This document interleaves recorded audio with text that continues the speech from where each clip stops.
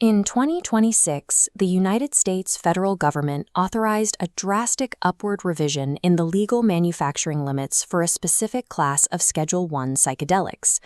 This split-screen chart displays DEA production quotas over 5 years. On the left, standard N N-DMT rises from 20,000 to 25,000 grams. On the right, 5-MeO-DMT spikes from 35 to 30,000 grams. That 85,000% increase signals massive scaling of research material. Recreational interest does not account for this expansion. It is driven entirely by the strict requirements of clinical psychiatric research. This surge in production reflects a shift in research priority toward the molecule's objective clinical potential. Physiologically, N N-dimethyltryptamine, or DMT, is a structurally simple trace amine. It is synthesized naturally within the mammalian body, including the human brain. When introduced exogenously, it behaves as a psychoplastogen, a chemical capable of rapidly promoting neuroplasticity, forcing neurons to grow new branches and rewire physical connections. This capacity for physical brain remodeling is the mechanism driving its potential for psychiatric intervention. It is a process distinct from the molecule's transient hallucinogenic effects. To map how a naturally occurring trace amine could reshape clinical therapy, we have to deconstruct its pharmacological architecture from the atomic level up. The behavioral output of any molecule relies on its physical shape. We begin with an indole ring and attach an ethylamine side chain. This creates the foundational tryptamine core. This core structure is biologically identical to the backbone of serotonin, establishing a structural kinship with the brain's native regulatory neurotransmitters. By adding 2 methyl groups to the amine, the structure becomes N N-dimethyltryptamine. With a molecular weight of just 188 grams per mole and high lipophilicity, this specific configuration allows it to cross the blood-brain barrier almost instantly. If we make one further adjustment, adding a single methoxy group at the 5 position of the indole ring, we create 5-MeO-DMT. That specific variant is secreted in high concentrations by the Sonoran desert toad. That functional group modification changes the subjective output. N N-DMT typically produces highly visual, externalized hallucinatory states, while 5-MeO-DMT drives internal and somatic experiences. A divergence in neurological and psychological impact is dictated entirely by these minuscule atomic adjustments. While the brain readily accepts DMT, the human digestive system actively defends against it. If DMT enters the bloodstream through the digestive tract, it encounters monoamine oxidase, or MAO, enzymes in the gut and liver, which immediately intercept and dismantle the molecule. This enzymatic degradation restricts isolated DMT to a brief 30-minute pharmacokinetic window. To exert effects on the central nervous system, it must bypass the gut entirely through intravenous injection or inhalation. However, ancient cultures of the Amazon basin developed a precise botanical workaround to bypass this metabolic constraint. By combining DMT-containing plant leaves with vines rich in beta-carbolines, they created ayahuasca.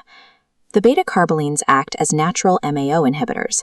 They neutralize the gut enzymes, granting the DMT oral bioavailability and extending its half-life for hours. Harnessing the molecule's effects, whether in a clinical setting or a traditional ceremony, requires chemically circumventing our innate biological breakdown mechanisms. Once DMT successfully navigates the bloodstream and crosses into the cortex, it initiates the primary mechanism of hallucination. It acts as a potent agonist at the GQ-coupled 5-HT2A receptor. These receptors are highly localized on layer V cortical pyramidal neurons. This specific binding increases phosphoinositide hydrolysis inside the cell, which in turn heightens the frequency and amplitude of spontaneous excitatory postsynaptic currents. Unlike other classic psychedelics, DMT binding at the 5-HT2A receptor does not induce receptor desensitization. This anomaly explains why human users do not develop a pharmacological tolerance to the molecule over time. But the critical pharmacological mechanism for clinical psychiatry occurs independently of the 5-HT2A receptor. If we look past the outer cell membrane and into the intracellular space, DMT also binds specifically to the sigma-1 receptor, located at the endoplasmic reticulum. This binding triggers a downstream intracellular cascade. It regulates endoplasmic reticulum stress, inhibits the production of pro-inflammatory cytokines, and enhances the secretion of anti-inflammatory interleukin-10. The result of this activation is the triggering of brain-derived neurotropic factor, or BDNF, alongside mTOR signaling pathways. This physical process, known as spinogenesis, forces rapid structural plasticity. It physically increases the complexity and density of dendritic arbors in the prefrontal cortex.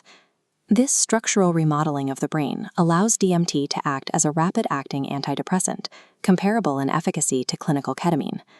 The implications of cellular neuroplasticity apply to repairing severe neurological trauma, specifically ischemic stroke. This split brain visualization compares a post-stroke control model on the left with a DMT-treated model on the right. Quantitative findings from recent animal studies show a reduced infarct volume and diminished microglia activation in the DMT-treated hemisphere. Recent data indicates that DMT administration actively repairs the structural and functional integrity of the blood-brain barrier following ischemic damage. The endothelial and immune cells physically stitch themselves back together, stabilizing the boundaries of the central nervous system. These neuroprotective effects define DMT as a viable intervention for acute brain injury. This data reframes the biological mystery of why the mammalian brain naturally synthesizes this psychoplastogen via the INMT enzyme. Clinical hypotheses connect endogenous DMT release to extreme biological stress states, such as severe hypoxia or near-death experiences. We can now align those subjective observations with data regarding sigma-1 activation and stroke neuroprotection.